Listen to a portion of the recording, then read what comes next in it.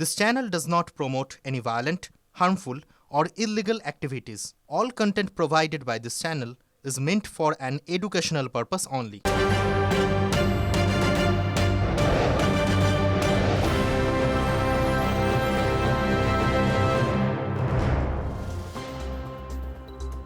নমস্কার, সন্ধ্যের সমস্ত বড় খবর নিয়ে শুরু করছি সন্ধ্যের সুপার প্রাইম টাইম। এই মুহূর্তে নিউজ রুম থেকে আমি মঞ্জিরা আপনাদের সঙ্গে রয়েছে, আমার সঙ্গে দীপ এবং লিমাও রয়েছে। আর শুরুতেই অবশ্যই বেলডাঙ্গার ছবি দেখাবো, কারণ গত দুদিন ধরে আপনারা দেখেছেন এই বেলডাঙ্গা বধ্যভূমিতে পরিণত হয়েছে এবং একেবারে ভয়ঙ্কর একটা ঘটনা তাণ্ডব চলেছে সেখানে। ছবি দেখাচ্ছি আপনাদের, শুধুমাত্র অবরোধ, ভাঙচুর, হামলা, বেলডাঙ্গা যেন দুষ্কৃতীদের মুক্তাঞ্চলে পরিণত হয়েছে, সেই ছবি আরো একবার আপনাদেরকে দেখাবো। পরপর দুদিন যেখানে টার্গেট সংবাদ মাধ্যম, সাংবাদিককে ফেলে মার দর্শক পুলিশ। বড়ুয়া মোড়ে 12 নম্বর জাতীয় সড়ক অবরোধ করে বিক্ষোভ, ভাঙা হয়েছে লেভেল ক্রসিং, হামলা যাত্রী বোঝাই বাসেও, ভাঙচুর করা হয় হোটেল।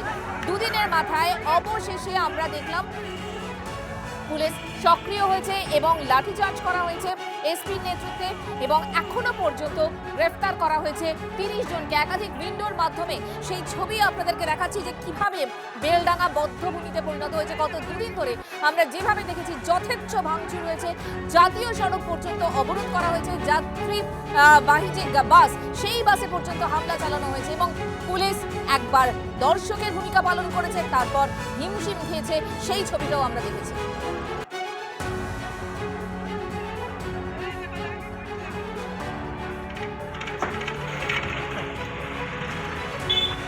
ছবি দেখাচ্ছি আপনাদের, দুদিনের ছবি, বধ্যভূমি বেলডাঙ্গা, এবং এই বেলডাঙ্গাতেই আমরা দেখেছি সাংবাদিককে কিভাবে ফেলে মার দেওয়া হয়েছে, পেটানো হয়েছে, এবং তারপর পুলিশের অ্যাকশনের ছবি দেখাচ্ছি আমরা। দেখতে পাচ্ছেন ভিজুয়ালে এসপির নেতৃত্বে লাঠিচার্জ, ছবি দেখাচ্ছি আপনাদের, এবং এখনো পর্যন্ত 30 জনকে আটক করা হয়েছে।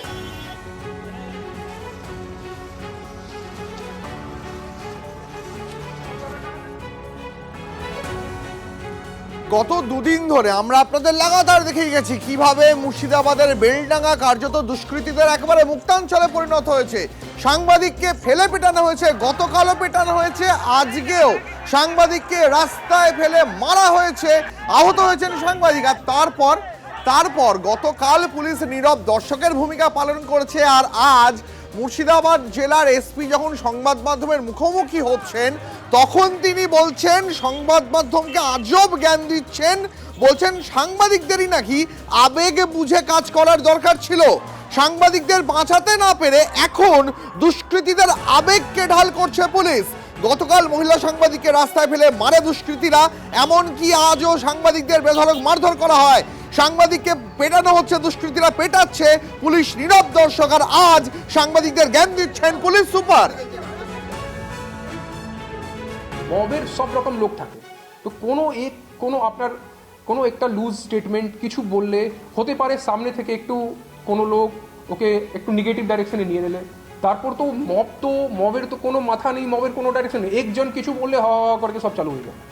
তো এই জন্যে আপনাদের একটা রিকোয়েস্ট থাকবে পুলিশ দিক থেকে কি এখন আমরা অনেকটা কি আমাদের সিচুয়েশন কমপ্লিটলি আন্ডার কন্ট্রোল আছে, বাট যখন এইরকম সিচুয়েশন হলে একটু নিজে একটু পরিস্থিতি দেখে চেষ্টা করবেন কি আপনার আপনি যা আছে ফ্যাকচুয়ালি আপনি রিপ্রেজেন্ট করুন, আপনাকে কেউ মানা করছে না, আমাদের পুলিশ সবসময় আপনাদের সঙ্গে আমরা আছি, বাট কথা বললে একটু চেষ্টা করবেন কি কোনো ইনস্টিগেট করা না। এই মুহূর্তে বিজেপি নেতা আইনজীবী দেবজিৎ সরকার আমাদের সঙ্গে রয়েছেন টেলিফোন লাইনে। দেবজিৎ বাবু, গতকাল আমরা খবর দেখিয়েছি মহিলা সাংবাদিককে ফেলে পেটানো হয়েছে রাস্তায়, আজও সংবাদ মাধ্যম বেলডাঙ্গাতে আক্রান্ত হয়েছেন। দেখুন, 48 ঘন্টা পর পুলিশ সুপার তিনি সাংবাদিকদের মুখোমুখি হচ্ছেন, সেখানে তিনি দুষ্কৃতীদের আবেগ বুঝে সাংবাদিকদের কাজ করতে বলছেন। পুলিশ মন্ত্রী বলে দিয়েছেন শুক্রবার দিন আবেগ তুঙ্গে থাকে, তখন কোন রকম কিছু হতেই পারে। পুলিশ সুপার কটা ধরে মাথা রয়েছে যে তার উল্টোটা বলবে? আবেগ বুঝে করবেন। এরপরে যদি কেউ রেপ্ট হয়ে যান তাহলে বলবেন যে আবেগ জেগেছিল তাই জন্য রেপ্ট হয়েছে, বলতে খারাপ লাগছে, কিন্তু পুলিশ সুপারের কথা শুনে তো তাই মনে হচ্ছে। কারুর আবেগ হয়েছিল বলে চুরি হয়েছে, ভালো লেগেছিল কান থেকে টেনে ছিঁড়ে নিয়ে চলে গেছে সোনার গয়না, গলার থেকে হার্ড লুট হয়েছে, এখন আবেগ ছিল, পছন্দ ছিল, এটাও তো একটা আবেগ। কাউকে মনে হয়েছে যে ওনাকে পছন্দ হচ্ছে না, আবেগ তাড়িত হয়ে কেউ কাউকে খুনও করে দিতে পারে। সুতরাং আবেগের জোরেই সবকিছু হচ্ছে। এই আবেগ তাড়িত ব্যাপারটা মানুষকে বেগ দিচ্ছে, যত তাড়াতাড়ি সম্ভব বেগে এই সরকারটাকে ফেলে দিতে হবে, এই সরকারটাকে ছুঁড়ে ফেলে দিতে হবে। দেবজিৎ বাবু, তা অনেক নাহলে এই ধন্যবাদ আপনার ধরনের প্রতিক্রিয়ার জন্য, অনেক ধন্যবাদ, বুঝতে পেরেছি, অনেক ধন্যবাদ আপনাকে। এবার আপনাদের শোনাবো গতকাল মুখ্যমন্ত্রী মমতা বন্দ্যোপাধ্যায় বেলডাঙ্গাতে এই অশান্তির প্রসঙ্গে ঠিক কি বলেছিলেন, শুনুন। বেলডাঙ্গা আপনারা জানেন কাদের কাদের প্ররোচনা আছে, আমি আর নতুন করে বলতে চাই না। ফ্রাইডে জুম্মাবার পবিত্রবার, আমি তো এটাকে সাপোর্ট করছি না, কিন্তু মবের মধ্যে ঢুকতে বারণ করো, কারণ তুমি তো জানো এটা আমারও হাতে নেই, আমি তো করাইনি ঘটনাটা। জুম্মাবারে এমনিতেই ওরা জমায়েত হয়, প্রোগ্রাম করে, আমি কি তাদের আটকাতে পারি? এটা তাদের স্বতঃস্ফূর্ত, কিন্তু স্বতঃস্ফূর্ততা থেকে দেখো ক্ষোভটা স্বাভাবিক, যেহেতু হাজার হাজার লোককে নোটিশ পাঠাচ্ছে, পরিযায়ী শ্রমিকদের উপর অত্যাচার হচ্ছে, যুক্ত হয়ে যাচ্ছে, বিজেপি এই দাঙ্গাগুলো লাগাচ্ছে এবং এর পেছনে গভর্নমেন্ট অফ ইন্ডিয়ার এজেন্সি আছে। এবং আমি সংখ্যালঘু ভাই বোনদের কাছেও আবেদন করব, যারা করছেন শান্তিপূর্ণভাবে আমাদের উপর ভরসা রাখুন, আমরা তো আপনাদের সাথে আছি। দেখুন, একদিকে গতকালের পর আজও কিন্তু বেলডাঙ্গা উত্তপ্ত হয়ে ওঠে, দিনভর পরিস্থিতি সেখানে অগ্নিগর্ভ হয়ে ওঠে, একেবারে দফায় দফায়, কখনো হোটেলে ভাঙচুর, কখনো জাতীয় সড়ক অবরোধ, কখনো রেল লাইনে অবরোধ, কখনো রেলগেট ভাঙচুর, দফায় দফায় সারা দিন ধরে তাণ্ডব চলেছে। গতকাল পুলিশ নীরব দর্শকের ভূমিকা পালন করে, আজ জেলা পুলিশ সুপারের নেতৃত্বে যখন পুলিশ বাহিনী নামে তখন পরিস্থিতি খানিকটা সামলাতে পারে, কিন্তু তারপরেই দেখতে পাওয়া যায় হোটেল, বাস এগুলোকেও টার্গেট করা হচ্ছে। দুষ্কৃতীরা একেবারে বেছে বেছে টার্গেট করছে। পরিকল্পনা ছাড়া কি এমনটা সম্ভব? আমরা এই মুহূর্তে কথা বলবো, এই মুহূর্তে সিপিএম নেতা কলতান দাশগুপ্ত আমাদের সঙ্গে রয়েছেন টেলিফোন লাইনে। কলতান, একদিকে পুলিশ গতকাল যখন সাংবাদিককে রাস্তায় ফেলে পেটানো হচ্ছে তখন নীরব দর্শকের ভূমিকা পালন করছে, 48 ঘন্টা পর পুলিশ সুপার সাংবাদিকদের মুখোমুখি হচ্ছেন, সেখানে তিনি বলছেন দুষ্কৃতীদের আবেগ বুঝে কাজ করা দরকার। মানুষের আবেগটা পুলিশের বড় কর্তারা এবং পুলিশ মন্ত্রী বুঝতে পারছেন না, এটা দিনের আলোর মতো পরিষ্কার। যারা নিজের জীবনের ঝুঁকি নিয়ে মানুষের কাছে খবর পৌঁছে দেওয়ার কাজ করছেন, তাদের ওপর এই আক্রমণের পর ন্যূনতম সহানুভূতি বা অপরাধীদের গ্রেফতার করার বদলে এই ধরনের কথা আসলে সমাজ বিরোধীদেরকে উৎসাহিত করে। যে এলাকায় এই ধরনের ঘটনা ঘটছে, অতীতেও এই ধরনের উদাহরণ আছে যে সেখানে গন্ডগোল হয়েছিল। তাহলে পুলিশ প্রশাসন আগে থেকে সেখানে ঠুটো জগন্নাথ হয়ে বসে না থেকে বাড়তি সতর্কতা যদি নিতেন, প্রয়োজনীয় পদক্ষেপ যদি নিতেন, তাহলে আজকে পরপর সাংবাদিকদের উপর এই আক্রমণের ঘটনা ঘটতো না। অবিলম্বে দুষ্কৃতীদেরকে কড়া শাস্তি দিতে হবে এবং জনমানুষের কাছে এই বার্তা পৌঁছাতে হবে যে আমরা আসলে অপরাধীদের সরকার কোনোভাবে প্রশ্রয় দিচ্ছে না। এই বার্তাটা আজ অব্দি আমরা পুলিশ মন্ত্রী বা পুলিশের কোনো বড় কর্তার কাছ থেকে পাচ্ছি না, এটা দুর্ভাগ্যজনক। কলতান, অনেক ধন্যবাদ আপনার প্রতিক্রিয়ার জন্য। যে ছবি আপনাদের এই মুহূর্তে দেখাচ্ছি, শুধুমাত্র যে জাতীয় সড়ক রেলগেট ভাঙচুর করা হয়েছে তাই নয়, একেবারে যাত্রীবাহী বাস, সেই বাসকে টার্গেট করে দুর্বৃত্তরা তাণ্ডব চালিয়েছে। দুদিন পর পুলিশ ব্যবস্থা নিল, আর তারপরে এখন রাস্তাঘাটের অবস্থাটা কি সেটাও আপনাদেরকে জানাবো, কারণ বেলডাঙ্গাতেও স্তব্ধ হয়ে গেছিল। এখনকার পরিস্থিতি আমাদের রিপোর্টার সরাসরি কৌশিক আমাদেরকে জানাবেন। কৌশিক, স্পষ্ট করে যেটা জানতে চাইবো, রেলপথ সড়ক পথ সেটাই কি যান চলাচল স্বাভাবিক হলো না হলো?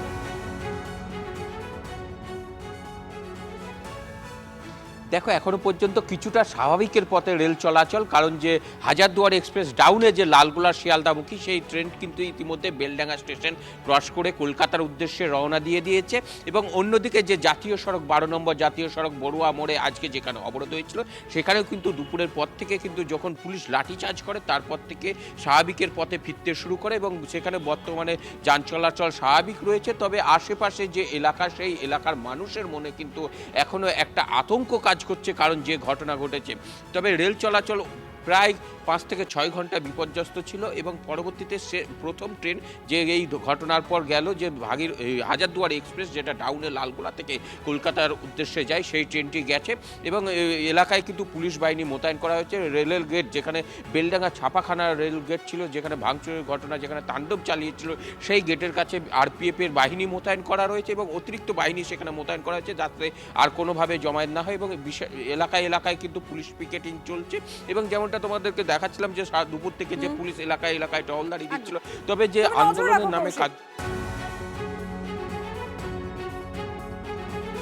আমাদের সব বন্ধ করা আছে তো, ভয়ে আতঙ্কে এই তো হতেই থাকবে, কিছুদিন ধরে হতেই থাকবে। হ্যাঁ, এইদিকে ভিড় ছিল বন্ধ, সব এইদিকে এসেছিল, মোড় পর্যন্ত এসেছে, আমাদেরকে ভয়ে আতঙ্ক বন্ধ করছে। এইরকম একটা ক্যাম্প আপাতত বেলডাঙ্গাতে দীর্ঘদিনের জন্য কিছুদিন থাকা দরকার আছে, যেহেতু ছোট ছোট ব্যবসাদার আমরা সবাই কষ্ট করে এখানে ব্যবসা করে মানুষ দিন যাপন করে। সুতরাং একটা পুলিশি ব্যবস্থাটা স্থায়ীভাবে কিছুদিনের জন্য অন্তত পক্ষে থাকুক, তাহলে মানুষ অন্তত শান্তিতে ব্যবসা করতে পারবে। অনেক লোক বাইরে থেকে এসে, বাচ্চাদের স্কুল চলছে চারিদিকে। এখন আতঙ্ক বলতে পুলিশ হলে একটু ভরসা পাচ্ছি, এতক্ষণ পুলিশ ছিল না, ভরসা ছিল না, দোকান বন্ধ করে নিয়ে। হ্যাঁ, এতক্ষণ পুলিশ ছিল না, আমরা দোকান বন্ধ করে দাঁড়িয়েছিলাম। হ্যাঁ ছিল, মোটামুটি দোকান বাজার বন্ধ করে সব দাঁড়িয়েছিল লোকজন। দোকানে বলতে কয়েকজন এসেছিল, দোকানে মাল ফাল ছিঁড়াছিড়ি করছিল, ছিঁড়াছিড়ি করছিল, তা করতে ওখানকার কিছু লোক এসে আবার আটকালো। যারা ভিড়ের জনতা ছিল তার মানে লুটপাটের তারা একটা হ্যাঁ ওরকম চেষ্টা করছিল, তা কিছু লোকজন আটকে দিয়েছে। বন্ধ তো সব দেখছেন তো, কি হয়েছিল দেখছিল? কি হয়েছিল এখানে ধরলেন এই কে একটা মরে গেছে, বিহারে মেরেছে, তাই জন্য ধরলেন অবরোধ হচ্ছে। না ভাঙচুর হয়নি তো, না না ভাঙচুর হবে কোথায়? কি দেখলেন? এই যে এইসব প্রতিবাদ করছিল এখানে, কোনো ভাঙচুর হয়নি কিছু। পুলিশ এসে সেগুলো লাঠিচার্জ ছিল তো, পুলিশ লাঠিচার্জ করেছে। কতটা মানে এখানে ভয় রয়েছে এই যে ভয় মানে বিশাল আতঙ্কে আছি আমরা। কেন মানে এই যে পুলিশের লাঠিচার্জ করছে, পাবলিক এসে অত্যাচার করছে আমাদের দোকানে। আমি তো দোকানে আছি, দোকানে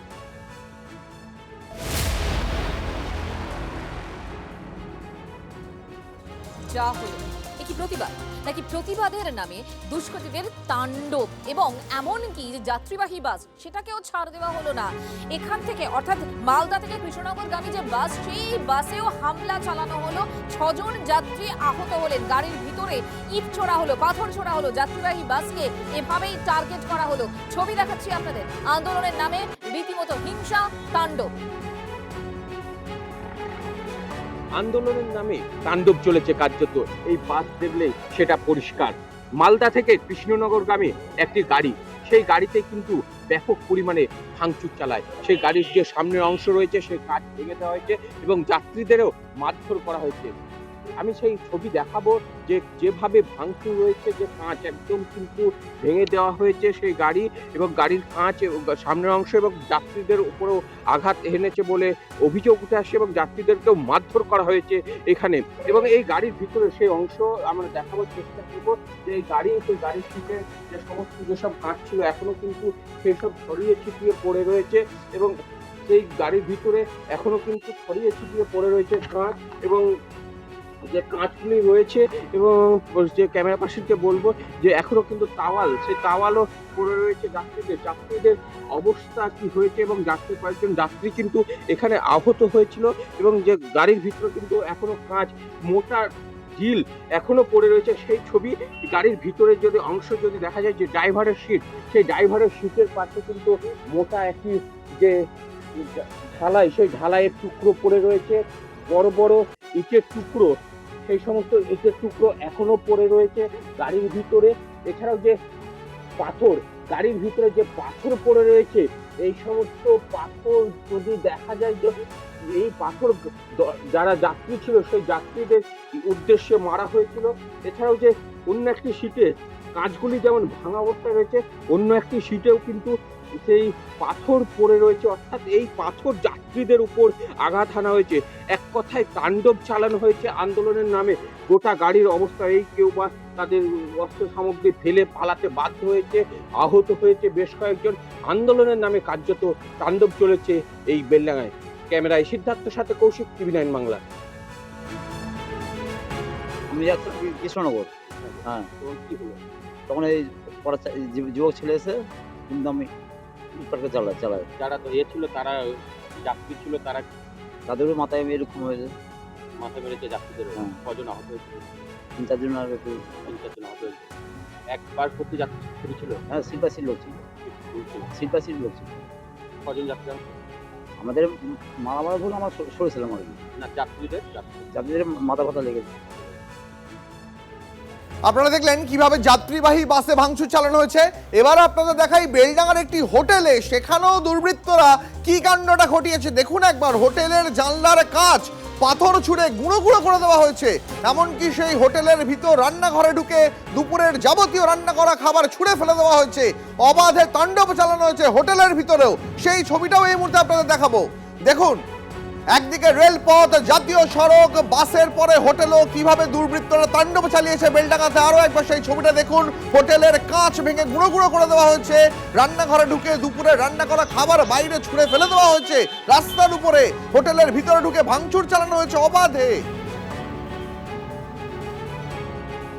আন্দোলনের নামে এক কথায় তাণ্ডব চলেছে। এই যে হোটেল বড়ুয়ার মোড়ে, সেই হোটেলের যে বাইরের অংশে যে একটি বেসিন ছিল সেখানে ভাঙচুর করা হয়েছে এবং সেখানে এখনো কিন্তু যে নল, বেসিনের যে পাইপ জলের নল, সেই সব নল পড়ে রয়েছে এবং এর পাশাপাশি এখনো আদলা কিন্তু এখানে ছড়িয়ে ছিটিয়ে পড়ে রয়েছে। আদলা ছোড়া হয়েছিল এই হোটেলের সামনে এবং যে সামনের দিকে যে আরেকটি পাশের যে গেট রয়েছে সেই গেটে কিন্তু এখনো খাবার পড়ে রয়েছে। সেই খাবার বা অন্যান্য সামগ্রী যা ছিল সমস্ত কিছু কিন্তু ফেলে দেওয়া হয়েছে। এক কথায় যে আন্দোলনের নামে তাণ্ডব চলেছে। এখানে পরিযায়ী শ্রমিক নিয়ে ইস্যু করেও আন্দোলন শুরু হলেও পরবর্তীতে তা তাণ্ডব চলে। বাস ভাঙচুর, ট্রাক ভাঙচুর এবং একটি হোটেলেও ভাঙচুরের মতো ঘটনা ঘটেছে। আর যে ঘটনায় যারা আন্দোলনকারী এরা কারা সেই প্রশ্ন উঠছে, যে আন্দোলনের নামে এক কথায় এই বেলডাঙ্গার বড়ুয়া মোড়ে আবারও একবার উত্তপ্ত হলো। ক্যামেরায় সিদ্ধার্থর সাথে কৌশিক, TV9 বাংলা। এবার প্রধানমন্ত্রী নরেন্দ্র মোদীর বক্তব্যের দিকে নজর রাখা যায়। বেলডাঙ্গায় হিংসায় সম্পূর্ণভাবে দায় তৃণমূলের ঘাড়েই চাপালেন প্রধানমন্ত্রী এবং তার বক্তব্যে আমরা দেখতে পেলাম মহিলা সাংবাদিককে হেনস্থা করার প্রসঙ্গ উঠল। আমরা শুনবো আজকে ঠিক কি বলেছেন। बंगाल में परिवर्तन लाने की यहां के युवा साथियों और यहां की माताओं बहनों की बहुत बड़ी जिम्मेदारी है। अभी हमने कल ही देखा है एक महिला पत्रकार के साथ टीएमसी के गुंडों ने कितनी अभद्रता की है। स्थिति को बदलना होगा। ये काम कौन करेगा? ये काम कौन करेगा? ये काम कौन करेगा?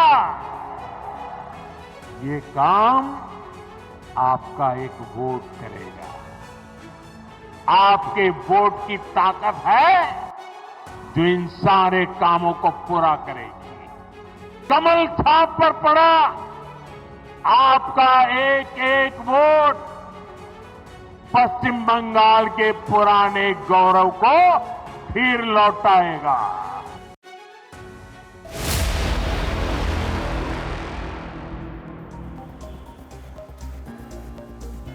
এই যে গোটা ঘটনায়, সেই ঘটনার পেছনে আসলে বিজেপির ইন্ধন, এমনটাই দাবি করছেন অভিষেক বন্দ্যোপাধ্যায় এবং তার বক্তব্য যে ভরতপুরের বিধায়ক হুমায়ুন কবিরকে গদ্দার তোপ দেখেছেন তিনি। অশান্তিতে বিজেপির লাভ, সতর্ক থাকতে বলেন অভিষেক বন্দ্যোপাধ্যায় এবং প্ররোচনায় না পড়ার বার্তা দিয়েছেন। বেলডাঙ্গায় কিছু অশান্তির ঘটনার খবর আমি পাই, তারপর খোঁজ নিয়ে দেখলাম এই যে ঘটনাটা ঘটছে এর ইন্ধন দিচ্ছে বিজেপির বাবুরা। আর একটা নতুন গদ্দার তৈরি হয়েছে এই মাটিতে সে। আমি যদি আজকে এখানে না আসতাম তাহলে সেই গদ্দারদের অক্সিজেন দেওয়া হতো।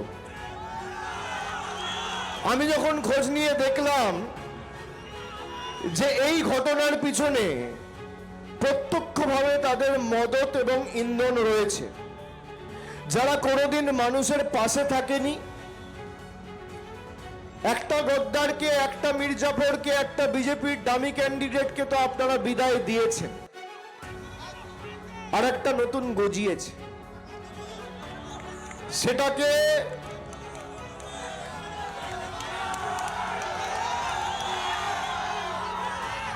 গণতান্ত্রিকভাবে ব্যবস্থা করতে হবে। জ্বলছে বেলডাঙ্গা।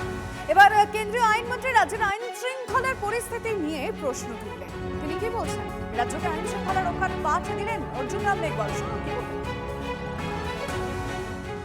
लॉ एंड ऑर्डर की स्थिति बंगाल में अच्छी नहीं है।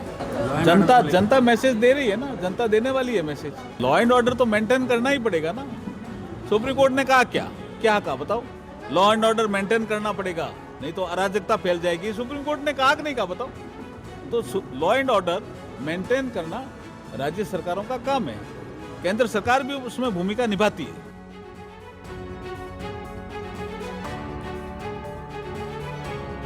অশান্ত বেলডাঙ্গা তৃণমূলকে দুষে সরব বিজেপির জাতীয় স্তরের নেতারা। তৃণমূলের তোষণের ফল ভুগছে বাংলা।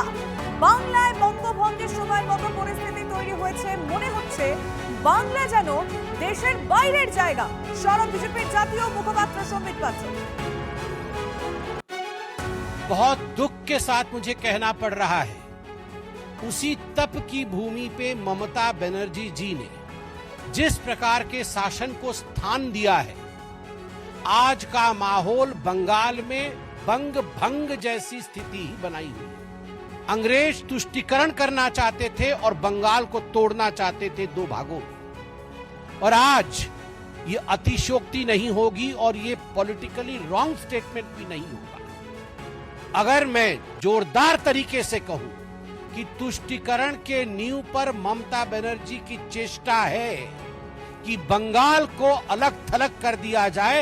आज कभी कभी तो ऐसा लगता है कि is Bengal a different part of India, is Bengal away from India? क्या बंगाल भारत का हिस्सा है या नहीं? जो भी प्रक्रिया भारतवर्ष में होता है उन सारी संवैधानिक प्रक्रियाओं पर कुठाराघात करती है ममता बनर्जी और टीएमसी की सरकार बंगाल के अंदर।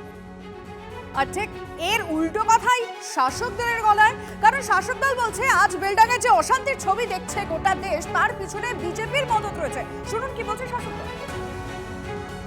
বিজেপি নেতারা যত এই হিংসা নিয়ে স্টেটমেন্ট করবেন তত বেশি, এই সম্বিত পাত্র যে স্টেটমেন্ট করলেন, যতবার এরা স্টেটমেন্ট করবেন তত বেশি প্রমাণিত হবে যে এই রাজনীতিটা করার ক্ষেত্র তৈরি করার জন্যই তাদেরই বকলমা মদতে এই গন্ডগোলগুলো সিনক্রিয়েটটা করা হচ্ছে। বিজেপি নেতারা যতবার এই বেলডাঙ্গা নিয়ে এই স্টেটমেন্ট দেবেন ততবার প্রমাণিত হবে এটা বিজেপি একদিক থেকে ক্ষেত্র তৈরি করে দিচ্ছে, আর বিজেপির বিটিম সিটিম দালালগুলো ওই পাবলিক খেপিয়ে দিয়ে ওর তার মধ্যে থেকে অশান্তি করে বদনামের খেলা খেলছে। সেটা ততবার করে প্রমাণিত হবে রাজনীতি করার জন্যই এই জমিটা তৈরি করেছে। বিজেপি এবং তৃণমূলের বিরুদ্ধে বিভাজনের রাজনীতির অভিযোগ তুললেন অধীর চৌধুরী। তার দাবি যে মোদি এবং দিদির পথ এক, তাদের চেহারা আলাদা। এদের লক্ষ্য ভোটে জেতা, পথ সাম্প্রদায়িক বিভাজন। আবার ভোট আসবে, আবার ভাগাভাগি রাজনীতি করো। বেলডাঙ্গা কাণ্ডে সরব কংগ্রেস নেতা অধীর চৌধুরী। অশান্তি ছাড়া সাধারণ মানুষকে বিজেপি পার্টি কিছু দিতে পারেনি। সমাজের বিভাজন করো, ভোটে যেত। দিদি মোদি পথ তাদের এক, চেহারা আলাদা। একজন পুরুষ, একজন নারী, একজন নাম বিজেপি পার্টি, একজন নাম টিএমসি পার্টি। লক্ষ্য তাদের এক, পথ তাদের এক। লক্ষ্য কি? ভোটে জেতা। পথ কি? সাম্প্রদায়িক বিভাজন করো। হিন্দু মুসলমানের ভোট ভাগাভাগি করো, ভোটে যেত, ফুটে যাও। আবার ভোট আসবে, আবার ভাগাভাগি রাজনীতি করো, সরে যাও। বাংলা এসে অনুপ্রবেশ ইস্যুতে তৃণমূল কংগ্রেসকে চড়া সুরে আক্রমণ করলেন প্রধানমন্ত্রী নরেন্দ্র মোদী। তার অভিযোগ তৃণমূলের নেতারা বছরের পর বছর ধরে অনুপ্রবেশকারীদের বসিয়ে বাংলার ভোটার করে রেখেছে, আর এই অনুপ্রবেশকারীদের জন্যই জনবিন্যাস বদলে যাচ্ছে বাংলার। সে কারণেই মালদা, মুর্শিদাবাদ সহ পশ্চিমবঙ্গের বহু জায়গায় হিংসার ঘটনা ঘটছে। অনুপ্রবেশকারী এবং এখানকার শাসক দলের জোটকে বাংলার মানুষকেই ভাঙতে হবে। তৃণমূলকে উৎখাতের ডাক দিয়ে আবেদন প্রধানমন্ত্রী নরেন্দ্র মোদীর। पश्चिम बंगाल के अनेक क्षेत्रों में आबादी का संतुलन भी बिगड़ रहा है। यहां के लोग मुझे बताते हैं कि कई जगह तो बोलचाल भी बदलने लगी है। कई जगह भाषा और बोली में फर्क आ रहा है। घुसपैठियों की आबादी बढ़ने से बीते वर्षों में मालदा, मुर्शिदाबाद सहित पश्चिम बंगाल के अनेक क्षेत्रों में दंगे भी बढ़ने लगे हैं।